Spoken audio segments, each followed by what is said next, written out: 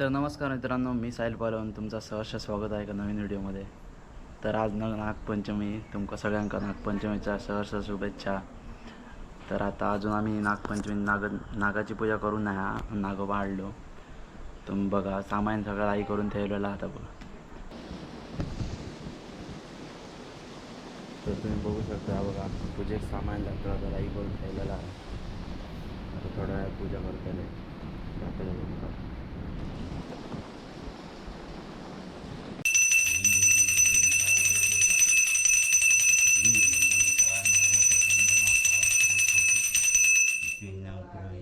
सर्व कार्येषु सर्वदा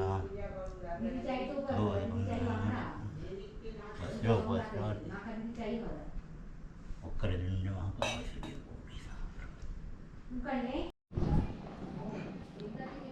फायनल नागवाची पूजा झाली, पाया पाड्या.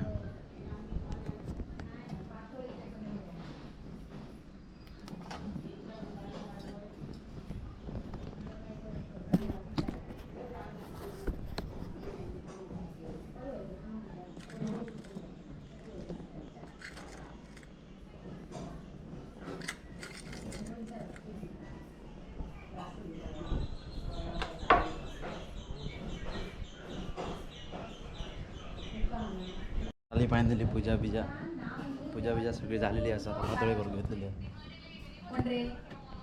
तुझ्या म्हणा बोलतात कोण नंतर सांग पातळी कशी करतात. मी नाही ते सांग येतं काय काय घेतलं पहिली काय भरता गो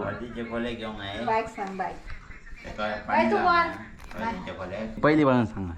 हो, ही हळदीची पानं आहोत. हां, हळदीची पानं. त्याच्यानंतर ह्या तांदळाचं पीठ. हां, त्याच्यानंतर ह्या मेन आयटम. त्याच्यात खोबरा, गुळा, वेलची आणि काय साखर. हां, साखर नाही, गुळ मेन. गुळ साखर. आणि त्याच्यानंतर ही पहिली प्रोसेस, पीठ हळदीच्या पानाला लावतात. पहिली प्रोसेस पहिले पाणी लावाय. पाणी लावल्याच्या नंतर पीठ घेऊन पीठ घेऊन असं पातळ करून असं पातळ केल्याच्या नंतर पूर्ण खोल्याक लावल्याच्या नंतर खोबरा थर्ड प्रोसेस गुळ आणि खोबरा घालून आहे.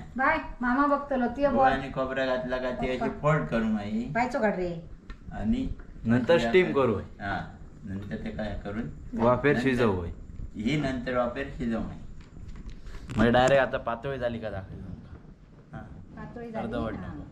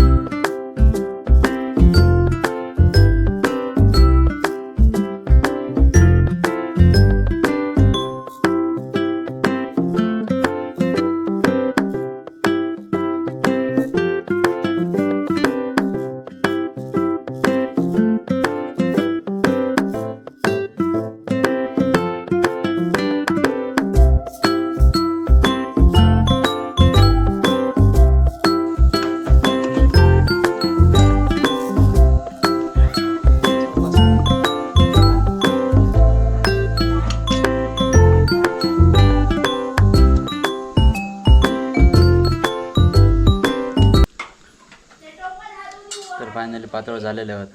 आता वाडी नागोबा दाखवून पैकी जेव आहे.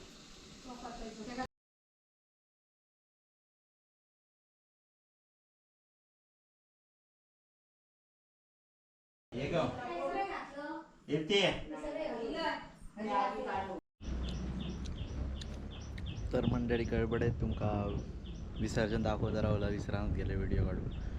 तर आमच्याकडे जास्त मोठा काय नाही, नागोबाची मूर्ती असणार पूर्ण उचलून अळूच्या पानात ठेवची असतात, अळूच्या मुळाच्या खालती.